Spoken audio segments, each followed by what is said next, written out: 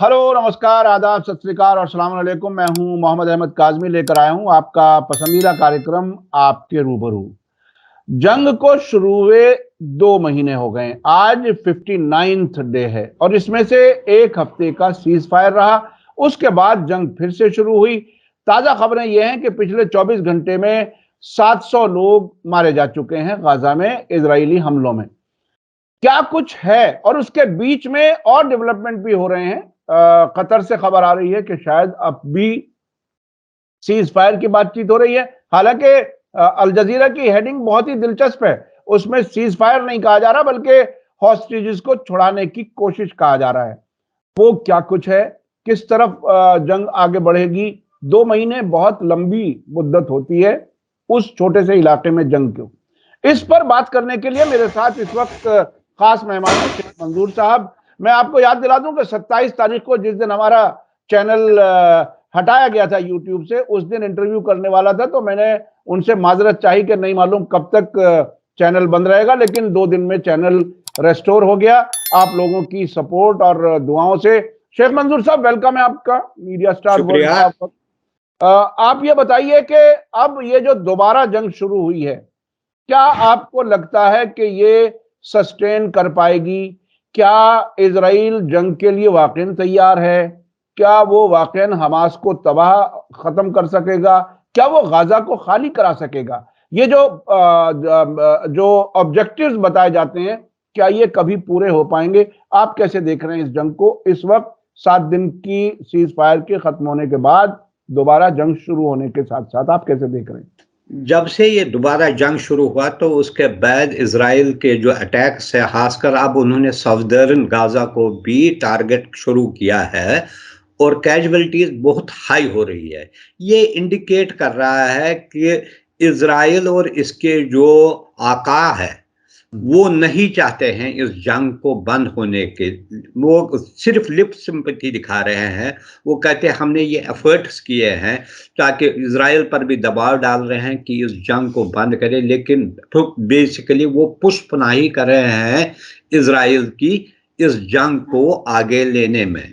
अब इसमें बहुत सारे इसमें प्रॉब्लम्स है। एक तरफ अमेरिका और उसके जो एलाइज है वो ये कहते हैं कि हम ये नहीं चाहते हैं कि गाजा में जो लोग हैं उनको डिस्प्लेस किया जाए या दूसरे मुल्कों में भेजा जाए, लेकिन साथ ही साथ वो कोई सीरियस एफर्ट भी नहीं करते हैं इस जंग को रोकने के लिए। हालांकि जो कैजुअलिटी फिगर है वो इतना अलार्मिंग है कि 700 लोग मारना एक दिन में या 2 दिनों के अंदर मारना, और किसी को कोई फिक्र नहीं है उसमें। अगेन मैं यही कहूंगा जो मिडल ईस्ट के कंट्रीज हैं वो भी कोई खातिर खा रोल नहीं प्ले कर रहे हैं इस जंग को, एक्सेप्ट यही रहा है कन्फाइन एक्सचेंज ऑफ एक तरफ होस्टेजेस को रिलीज करने के in lieu of release of Palestinian जो प्रिजनर्स है।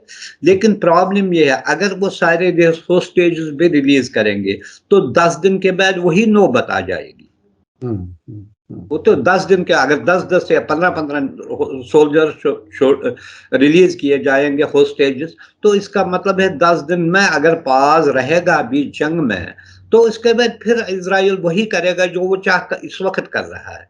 इसीलिए किसी न किसी तरीके से हमास ने जो है एक टफ स्टैंड लिया है। उनका एक चीज ये है, वो ये कहते हैं कि एक तो परमानेंट सीज पर डिस्प्लेसमेंट नहीं है, कंटिन्यूसली ये जो है सप्लाई रहना चाहिए ह्यूमैनिटेरियन एड की। आज इजराइल ने रफा बॉर्डर के करीब भी बॉम्बिंग की है जिससे इफेक्ट हुआ है ये।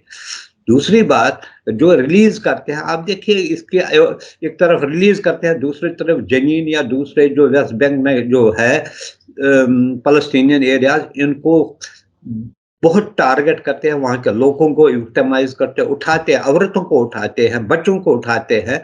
तो ये एक तरीके से वो 2 आदमी को रिलीज करते हैं, 10 आदमी को गिरफ्तार करते हैं। वो अपनी पॉलिसी वो चेंज नहीं कर रहे हैं। हालांकि रिसेंट रिपोर्ट है इजराइल की इकोनॉमी को $40 बिलियन का नुकसान हुआ है, तबाह हो गई है सारी, इसकी मईशत पर असर पड़ा है। 20% ऑफ वर्क फोर्स जो है वो कामों पर नहीं आते हैं, काम पर नहीं आते हैं। तकरीबन 1.25 लाख लोग जो है डिस्प्लेस हुए हैं इजराइल के।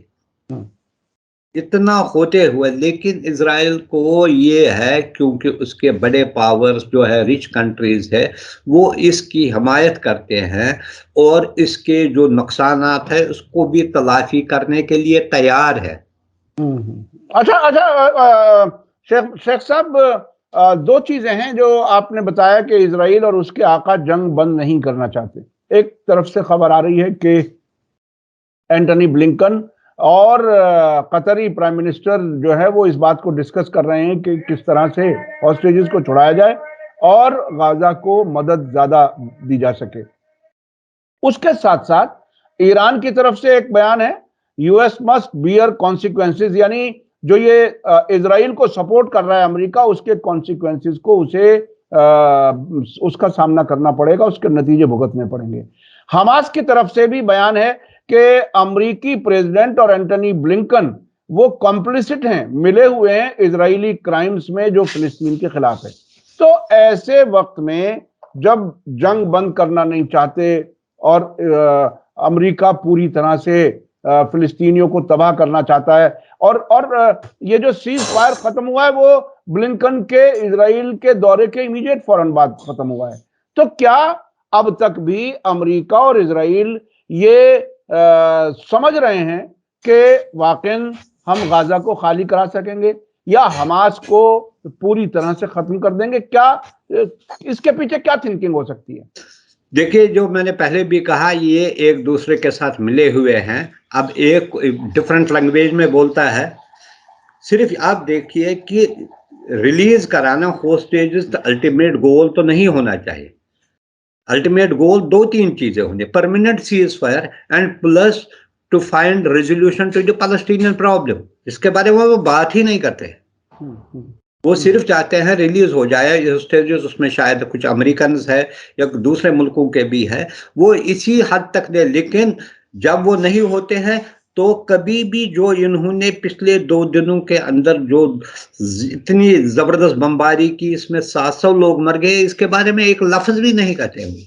यही नहीं कि आप देखिए यूरोपियन यूनियन में, आप देखिए यूरोपियन यूनियन की प्रेसिडेंट या बहुत सारे कंट्रीज ऐसे हैं जो openly and blatantly they support देते, they have right to defend themselves, लेकिन ये नहीं कहते ये राइट पैलेस्टीनियंस को भी है।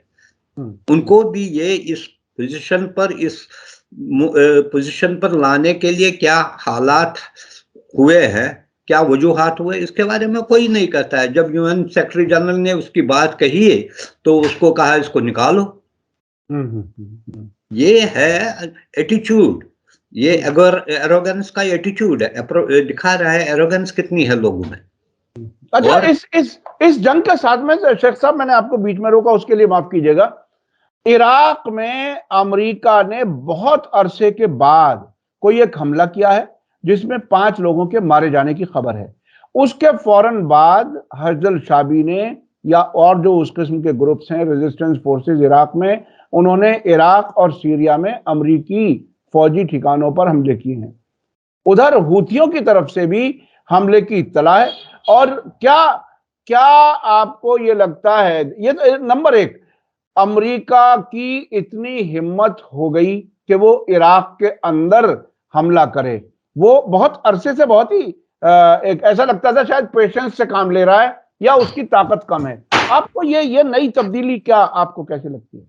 देखिए, अगर हमने देखा अमेरिका जिस तरीके का रोल अदा कर रहा है मिडल ईस्ट में, ये क्लियर हो रहा है, इंडिकेट लग रहा है कि वो सारे मिडल ईस्ट को डिस्टेबलाइज करने की कोशिश कर रहा है और जंग में जोड़ने की कोशिश कर रहा है, धकेलने की कोशिश कर रहा है।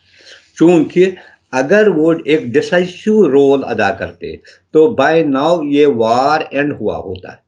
क्योंकि इसमें जो पैलेस्टीनियंस की कैजुअलिटीज हुई है वो जो है इसका नंबर जो है वो माइंड बॉगलिंग है, 15,000 के करीब, और इसमें जो बच्चे और औरतों की तादाद वो 10,000 के करीब है।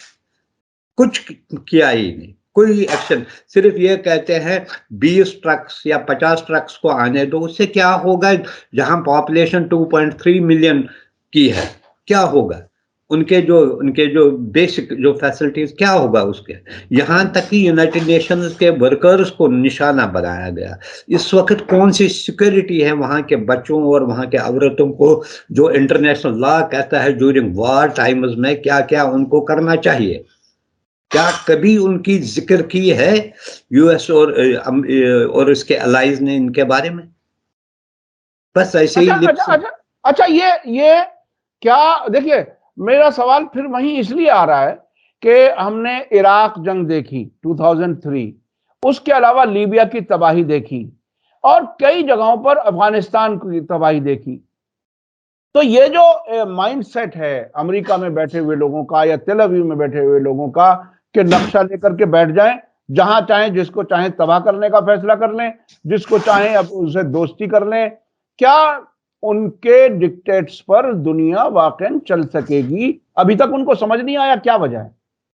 देखिए, आपने देखा अगर 2003 का देखेगा इराक जंग के बारे में भी एक फॉल्स एलिगेशन लगाया जिसका उन्होंने कन्फर्म भी किया कि वहां पर कोई वेपन्स ऑफ मास डिस्ट्रक्शन नहीं थे, लेकिन लगाया and they got away with.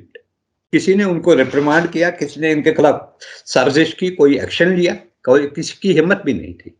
ऐसे ही उन्होंने लीबिया में किया। लीबिया में के बड़ी अच्छी खासी वहाँ सिस्टम चल रहा था, इसको बॉम्बिंग की शुरू की, अब पूरा तबाह हो गया। अब सिर्फ ये जो है ये सिर्फ ज़्यादातर उन्हीं मुल्कों में हो रहा है, मसला अफगानिस्तान में किया, सीरिया में किया, इराक में किया, लीबिया में किया या दूसरे कंट्री, लेकिन वो इस बारे में इजराइल के साथ ऐसा सलूक नहीं करते। इजराइल को वो अकेले नहीं छोड़ना चाहते हैं। और इसमें ये देखनी चाहिए एक डिफरेंस ये कर रहे हैं, इजराइल के लिए वो मर मिटने को तैयार है, अपने आप को भी दांव पर लगाने को तैयार है, जबकि यहाँ लोगों को तबाही और बर्बादी के बाद ऐसे ही छोड़ दिया, उन पर कोई नजर भी नहीं मारी। अभी देखिए कि निकले वहां अफगानिस्तान से, वहां के लोगों के, वहां के गवर्नमेंट को जो फंड्स थे वो बंद किए, जो उनके फंड थे फ्रीज किया, और तो पता नहीं कुछ रिलीज किया रिसेंटली, लेकिन कोई भी एड नहीं है। हालांकि यूएन के जो बहुत एजेंसीज है वहां पर फाकरकशी से मर रहे हैं, भुखमरी हो रही है, डिजीज है, ऐसे ही दूसरे इलाकों में है, लेकिन कुछ उनको उनके साथ कोई लेना देना नहीं, उनका काम जो था वो खत्म हो गया है। यहाँ पर वो किसी भी तरीके से इस रियासत को इलेजिटिमेट का जो बनाई है उन्हीं के वजह से बनाई है, इसको कायम रखने के लिए वो हर मुमकिन कोशिश कर रहे हैं। उसके लिए उनकी जो है रेपुटेशन है, इनका जो इन्फ्लुएंस, उसके बारे में कोई भी नहीं। लेकिन बदकिस्मती अगेन मैं ये कह रहा हूँ, बार बार कहना पड़ता हूँ कि मिडल ईस्ट के बहुत सारे कंट्रीज या डायरेक्टली नहीं इनडायरेक्टली उनके साथ मिले हुए हैं। जी जी। अच्छा, अब मुझे याद आ रहा है जो आपने बताया इन सारे मुल्कों की तबाही, हिलरी क्लिंटन का कांग्रेस के सामने जो सबमिशन था उसमें खुल करके उन्होंने कहा कि हमने ही मदद की थी इनकी, तालिबान की, जिनके खिलाफ हम अब जंग लड़ रहे हैं। तो ये मिजाज, ये एडोकिज्म का मिजाज जो अमेरिका का है, उसके वजह से दुनिया मुसलसल तबाह हो रही है। अभी जो आपने बात कही कि अरब मुल्क भी, यानी उनकी हुकूमतें वो इजराइल और अमेरिका के साथ मिली हुई हैं, इसका आखिर कहां तक जाएगा? हमने देखा अभी अबू धाबी में इजरायली प्रेसिडेंट को वेलकम किया गया, वो क्लाइमेट कॉन्फ्रेंस के बहाने वो वहां आए और कई मुल्कों के लीडर से मिले, हमारे प्रधानमंत्री नरेंद्र मोदी जी से भी मिले। तो इन अरब मुल्कों की जो हुकूमतें हैं, ये वाकई क्या अपने पब्लिक के मूड के खिलाफ कब तक चल पाएंगी? क्या कुछ होगा? आपको क्या लगता है? आपने बहुत मुल्कों का दौरा किया, देखा है आपने। देखिए, एक चीज जो है ये हकीकत है कि अरब मुल्क, जैसे आपने अभी देखा ओआईसी कॉन्फ्रेंस में कुछ अरब कंट्रीज ने क्लियरली ये इंडिकेट किया कि वो इजराइल के साथ ताल्लुकात को तोड़ना नहीं चाहते, क्लियरली कहा। जब आपकी बेस पॉइंट ये है कि जो है कि नहीं तोड़ेंगे, तो फिर आप क्या एक्शन ले सकते हैं उस कंट्री के खिलाफ? वो सारा जो है डिसआर्म होता है, जो आपकी अपोजिशन है वो बस लिप्स पे रहती है, उसमें कोई वजन ही नहीं रहता है। यहां तक कि Latin American country, south Africa, ये इवन स्पेन के प्राइम मिनिस्टर ने every day he is saying कि इनको पैलेस्टाइन स्टेट दो। वो उनको कहता है यूरोपियन यूनियन को, आप चेंज कीजिए अपना स्टेटस में। वो कहते हैं, आपको क्या कहने, कुछ करते ही नहीं। एक तरफ आप अभी कल मैं देख रहा था, एक जो वॉल स्ट्रीट जर्नल ने एक रिपोर्ट दिया था रिसेंटली, जो क्यों बहुत सारे अरब कंट्रीज जो है वो यानी कि इस मामले पर खामोशी ले रहे हैं, या इन वे इनडायरेक्टली और directly they are supporting Israel. एक तो हमस के साथ इनको नहीं बनती थी, बहुत सारे कंट्रीज को नहीं बनती थी।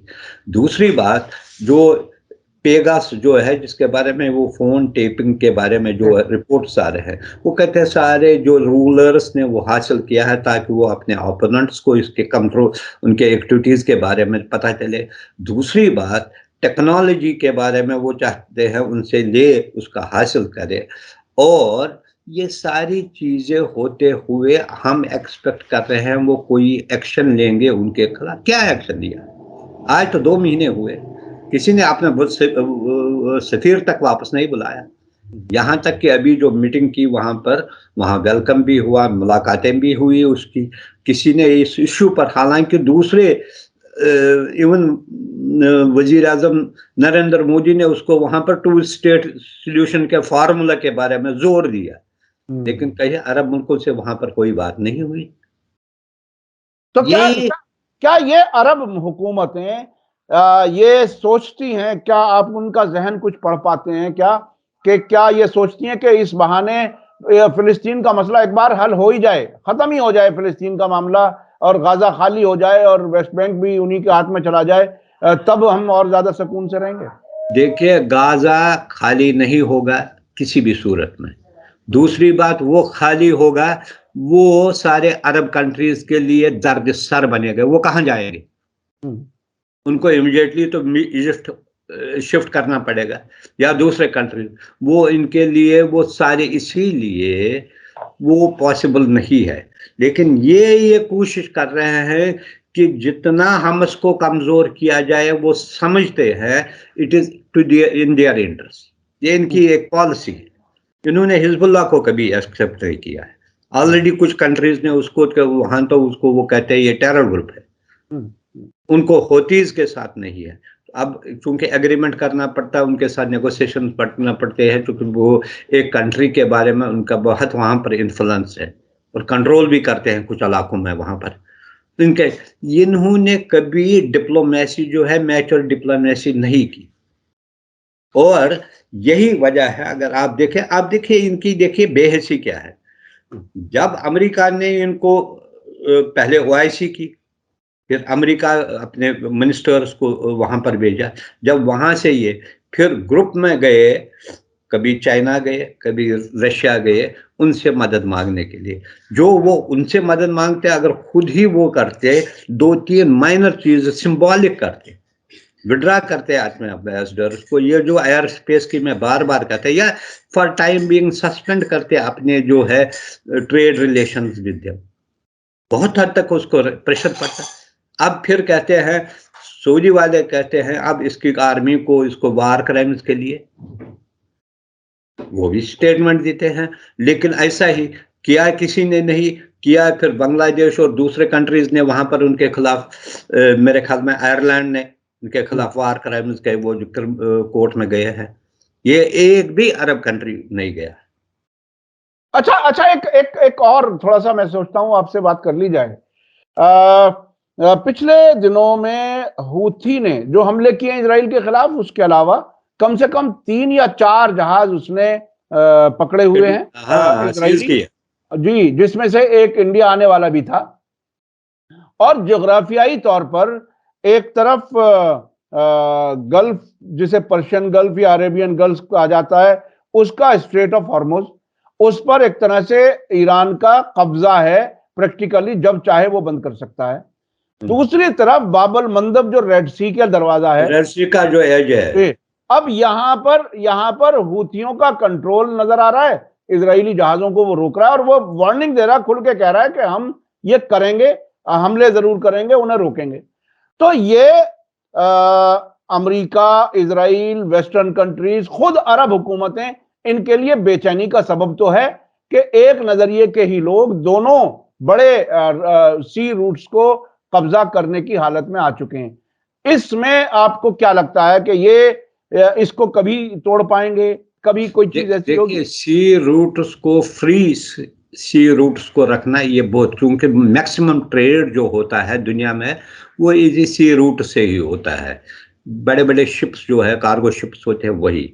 अब इसमें जो जो पहले तो इसने हुतीज ने हमला किया, जिसमें एक कार्गो जो जहाज था वो इंडिया बाउंड था उसमें, लेकिन दूसरे पे फिर जो हुए हैं इसके बारे में एक रिपोर्ट ये भी आई है कि उसमें सोमालिया के जो है पायरेट्स थे, सी पायरेट्स जो है वो पहले भी करते थे इसके एडन, गल्फ ऑफ एडन जो है या रेड सी के इसमें या दूसरी जगह वो कर रहे थे, उनका भी वो कहते हैं इसमें हाथ था किसी हद तक। लेकिन जिस तरीके से हूतीज ने इसको सीज किया है, तो फ्री नेविगेशन के लिए ये बहुत सारे, इसके सबसे ज्यादा इंश्योरेंस कंपनियों को बड़ा नुकसान होना पड़ता है इसमें, क्योंकि उनके जो उनको इंश्योरेंस, उन्हीं को सामान अगर गया तो उनको बड़ा कंपनसेशन देना पड़ता है। दूसरी बात, ट्रेड के लिए ये एक बहुत बड़ा चैलेंज रहेगा, इजराइल के लिए भी और उसके एलाइज के लिए भी रहेगा।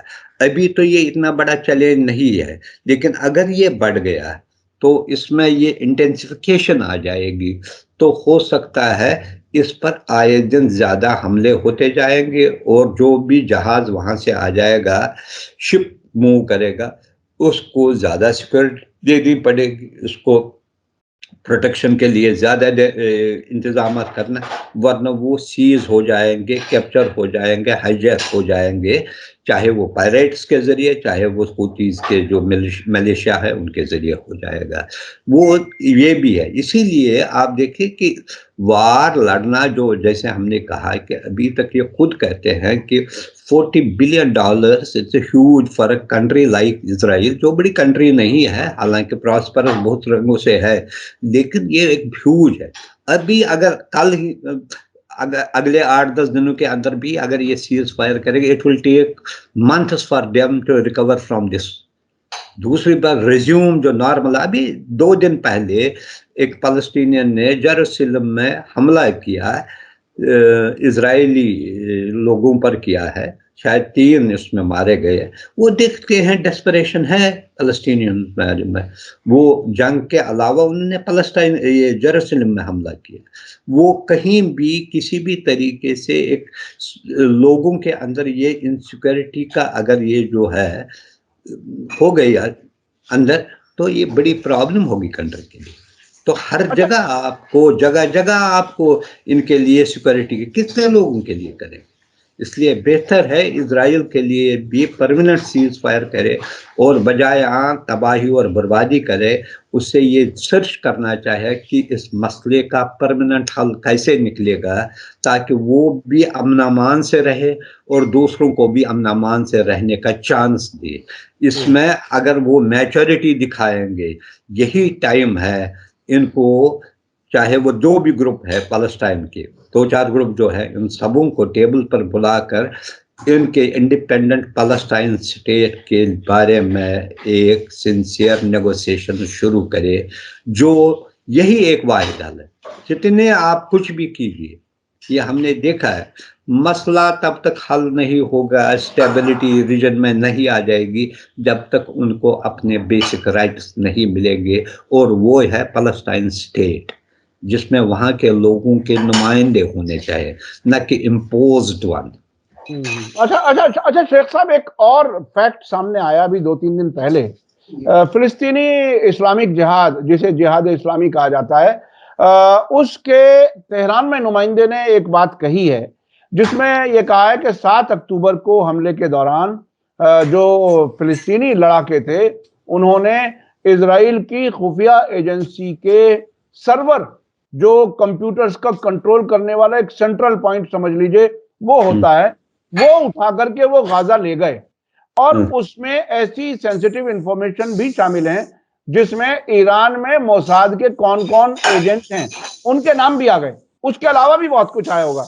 ये जो इस इलाके में 2010-11 में हमने देखा कि ईरान ने इतनी तरक्की की है कि ड्रोन को हैक करके जमीन पे उतार लेता है, फिर अमेरिका के ग्लोबल हॉक को गिराने के बाद में रिवर्स इंजीनियरिंग करके कहता है कि हम पूरी दुनिया में जहां भी ग्लोबल हॉक मूव करेगा हमें उसकी इंफॉर्मेशन है। अब ये इस हद तक साइंटिफिकली खुद फिलिस्तीनी लड़ाके भी इतने एडवांस हो गए, ये तब्दीली जो है उसको आप कैसे देख रहे हैं? देखिए, अगर आपने देखा, एक रिपोर्ट आई है कि शायद न्यूयॉर्क टाइम्स या वॉल स्ट्रीट जर्नल ने कहा है कि इस हमले के बारे में हमास ने 1 साल पहले ये जो प्लान है वो इजराइल को भी मिला था, लेकिन उनको ये लगा कि शायद ये लोग कैसे कर सकते हैं ऐसा, दे टुक इट लाइटली, और फिर उसी के हिसाब से ये हुआ। एक तो ये है। दूसरी बात, हाल ही में एक और रिपोर्ट आई है कि इजरायली प्राइम मिनिस्टर ने मोसाद को ये हुक्म दिया है कि जहां कहीं भी हमास की जो लीडरशिप है, चाहे खालिद मिशाल है, इस्माइल हानिया है, मोहम्मद देफ है या दूसरे हैं, इनको जहां कहीं भी मिले उनको टारगेट किया जाए, किल किया जाए। इसके बारे में जो मोसाद के फार्मर जो हेड थे उसने कहा है ये एक डेंजरस ट्रेंड है, ये सारे खत्ते में आग लगा देगी। और दूसरी बात, ये कोई देखी छुपी बात नहीं है कि इजराइल ने पहले कई बार दूसरे मुल्कों में टारगेट बनाया फलस्तीनी लीडर्स का, कभी यूएई में, कभी दूसरे ट्यूनीशिया में, कभी किसी और जगह बनाया, उनको टारगेट बनाया। ये इनकी पॉलिसी थी। लेकिन अब जब उनसे ये जो उनका जो हाई टेक वाला जो अपैरेटस उनसे लिया गया, उससे ये चीज़ें, बहुत सारी चीज़ें सामने आ जाएगी कि उनकी प्लानिंग में क्या क्या चीज़ें थी, किस किस चीज़ को वो तबाह और बर्बाद करना चाहते हैं। ये जो 7 अक्टूबर का जो वाक़ा है, ये ऑर्डिनरी वाक़ा नहीं है। ये अगर देखा जाएगा, बहुत ही इसने जिस तरीके से इजराइल के सिस्टम को, इजराइल की जो माइंडसेट को, इसमें तूफान बर्पा किया, क्योंकि वो बियॉन्ड देयर इमेजिनेशन थी कि इन्होंने क्या किया। अभी मैं देख रहा था ये अल जजीरा का रिपोर्ट, 395 सोल्जर्स वो कहते हैं मारे गए।